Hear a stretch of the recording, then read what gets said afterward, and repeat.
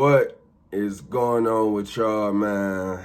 In this video, let's talk about anti-natalism. So, I came across this word during the acid trip and it completely shifted my reality, really put a lot in perspective. Truly, it's dark Gnosticism. But let's describe and explain what anti-natalism is. Essentially, it is a philosophy that says that birthing human beings into this planet is morally wrong, and that being born as a human is more pain than pleasure. The pain asymmetrically outweighs the pleasure in this existence, in this reality. So an anti-natalist is not having babies, is looking at people that's pro-natalist saying, no, that's not the thing to do. That's not what you want to be in this world of fucked up suffering and chaos, confusion, sadness, heartbreak, and cycles of emotions. Because to be honest, it has a lot of validation, and truly it really puts Gnosticism in a really front and center view of this reality. The ancient Gnostics that essentially said that the human body, this physical reality in itself, is evil, and the God that created it. It is the first conservative thought. It is the first thought at all, because gnosis just means knowledge. So your gnosis is just your perspective on life from what you know and understand, from the information and the perspectives that you take in. Light Gnosticism and dark Gnosticism. Essentially looking at this world as a good thing, as a positive, beneficial, happy place to live and exist and have babies and live and worship and pray to God or multiple gods. And you have dark Gnosticism over here, which is essentially looking at this world as evil, negative, and the creator of this world, which the religions, Judaism, Christianity, Muslim, call Allah, God, the Lord, the creator, Yahweh. Gnosticism, on the other hand, refers to that creator as the demiurge, an evil, incompetent, silly, arrogant creator. Of course, you have in the Bible shit like, I'm a jealous God, only worship me. Don't worship no other gods. Don't fuck with no other gods. I'm the true God. Now again, Gnosticism also goes a layer up, essentially saying that the monad is the almighty unity creator of consciousness, which created the demiurge, which created Mother Sophia, who created the demiurge too. It's a big layer and levels of the philosophy and the religion and thought process of Gnosticism. But again, I want y'all to know that this is the first ever duality split of how you view the world, rather good or evil. And then every other little religion trickles down from that. So Christianity is liberal in thought because it takes God and says, hey, God is good. God is on our side. Life is good. Let's pray to God. Let's do good by God. Let's listen and follow these commandments. It's like Gnosticism. And then you get so many different ideas rather than this conservative dark Gnosticism of God is evil. This creation, this physical world is evil because we have to kill to eat. Things suffer. The animal kingdom, nature, is a vicious cycle. So we gotta fucking incarnate up out of this shit. We stand in this fucking wheel of time, constantly recycling into new bodies. We need to get out of here, y'all. And it's a flat plane and we're trapped on a dome. This is Gnosticism.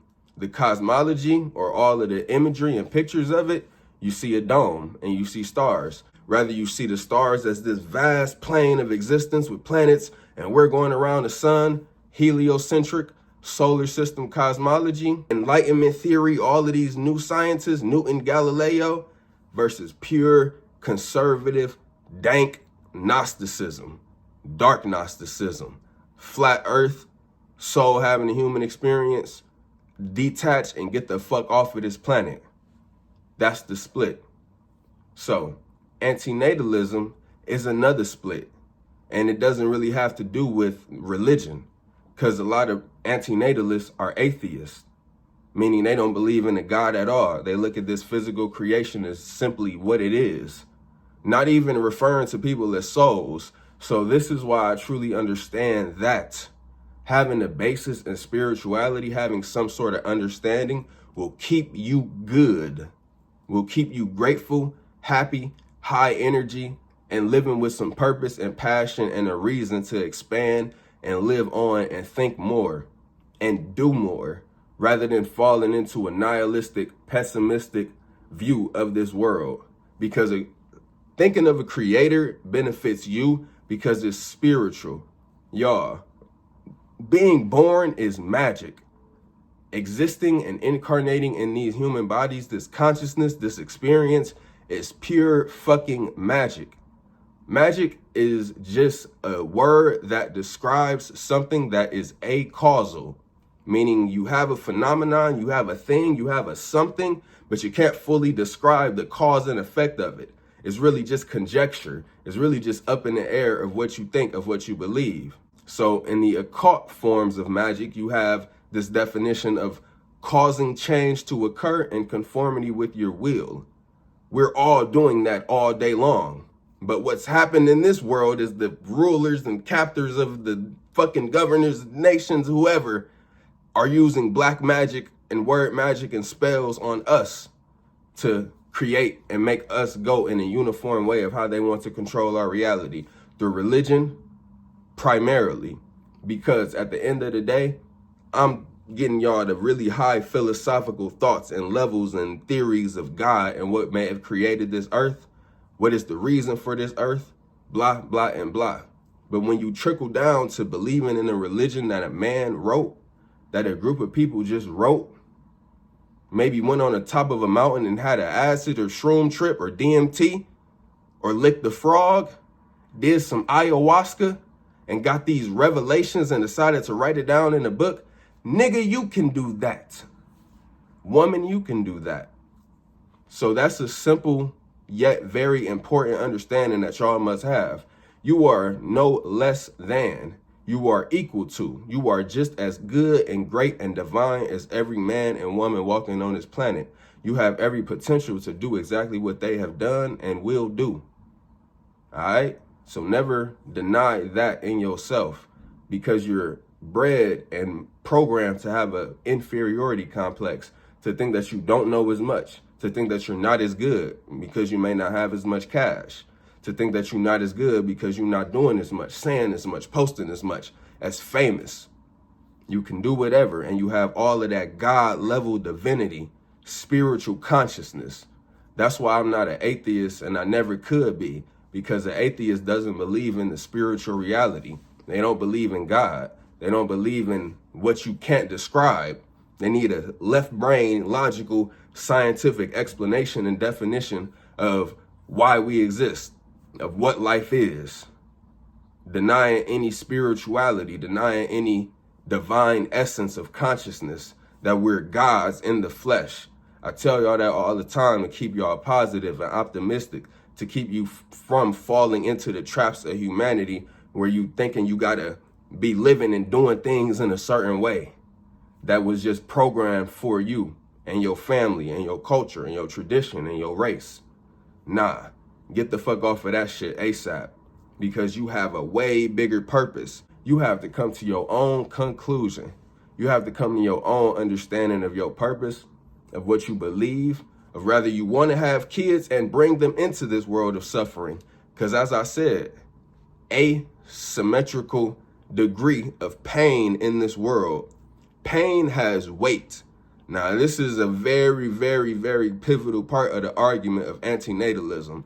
Pain carries weight. Pain has a fucking lingering effect. A trauma can last a lifetime. The shit can haunt you in your nightmares. Pleasure is fleeting. But the dude that is the main protagonist of antinatalism, David, can't think of his last name, Bekatar, he basically said that pleasure is fleeting and it doesn't last long. He said that you could have chronic pain, but you can't have chronic pleasure. I dispute that. It's called happiness.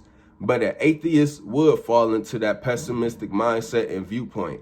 A materialist So you want to stay far away from that and keep your spirituality high, understanding that you are a soul having a human experience. You can manifest, you can do, you can achieve, and you can change everything. This game of life is about transformation. Your body is going to physically age and grow and go through different changes and transformation. But mentally, what are you going to do? Are you going to stay stuck in the mind and realm of reason and die with the dogs of reason?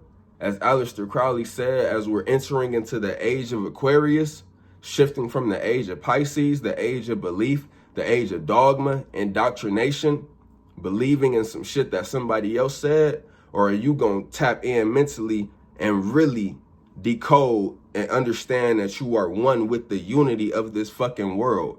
You are the law. You are the all. You are the Bible. You are Christ. You are God. You are all of these things in the flesh, in the human body. There's way more evidence of a spiritual reality. How the fuck do you describe synchronicity? Synchronicity is magic. Synchronicity, again, shout out Carl Jung, is just describing something that is seemingly, how the fuck is that happening? How does that align? There is no evident, empirical, conclusive evidence that this should be like this, but it's here, aligned into my life with meaning. It's called an acausal connection, meaning you cannot readily determine the exact cause and effect of how this showed up into your life, yet it's there. Synchronicity, magic, life, birth, incarnation, coming into this physical reality. So that's to keep y'all hopeful. That's to keep y'all on point. That's to keep your mind always optimistic. And all of the treacherous philosophies, all of the dark ways that people try to tempt you and get you to view this world, you can view it and believe what you want. But I'm letting you know over here, it's high level spirituality. It's high level Egyptian understanding of this game of life. And that game, and that understanding is that you are a spiritual entity. You are a soul. You have all potential to do and create. You are one with the cosmos. Eternal awareness, consciousness, simple. So, antinatalism, wanted to talk about it, wanted to tap in with it, because it is a pivotal understanding and viewpoint and perspective. I am not an antinatalist. I'm not a pro-natalist. I'm somewhere in the middle of free will and do whatever the fuck you want, but first unlock all of your codes. Unlock all of your fucking DNA structures and figure out your equation onto why you incarnated on this planet. And really, do you want to come back to this planet? As the Hindus ask you, cycles of reincarnation, years and wheels, a great fucking clock, going through each zodiac sign, 2,000-year periods. And then we shift to new cycles as we're shifting into the age of Aquarius, the age of enlightenment, the age of technology, the age of communication, intellect, advancement in thought, and advancement in what we do and what we see. The decline of believing in some shit that you cannot prove, some shit that somebody else told you. The Bible, religion, indoctrination. It may work for you, and that's good. Keep it going. If you get light from something, let that be that. Don't try to force other people to get light from what you get light from. That's retarded. Just like racism. And truly, it's colorism that's retarded. Bigotry, hatred, racism is kind of just logical. But colorism is stupid. You're programmed that way. We're all just different shades. We're all dark. We're all dense. We're all in this 3D physical form. When we die, when we transcend, when we go outside of the body, we will be in an expansive, limitless, infinite, eternal, cosmic form of consciousness, of awareness. But down here in these physical bodies, these boundary dense bodies, it's conflict, it's violence, it's suffering, it's pain, it's communication, it's good times, it's tribes, it's good fucking family, friends, wife, husband, having babies, procreating, all of the things. But truly, we're fucking animals. We're vampires. where everything that you see is vampiric and is vampiring. It's eating, feeding, energy. Shit, I'll start with the plants that need to get the sun and water. Then the plants that carnivorously eat flies. And then the animals that eat the plants. Ants, insects, bugs, everything is eating and feeding. Then you get to humans. You must understand that this game of life is something very, very, very, very mysterious. Very, very, very, very violent. Very spiritual. And you have every chance at every second to positively affirm and create your reality. Be in control of what you know, of what you think, and what you see. Quick message that I wanted to bring to y'all. Stay in control and stay godlike.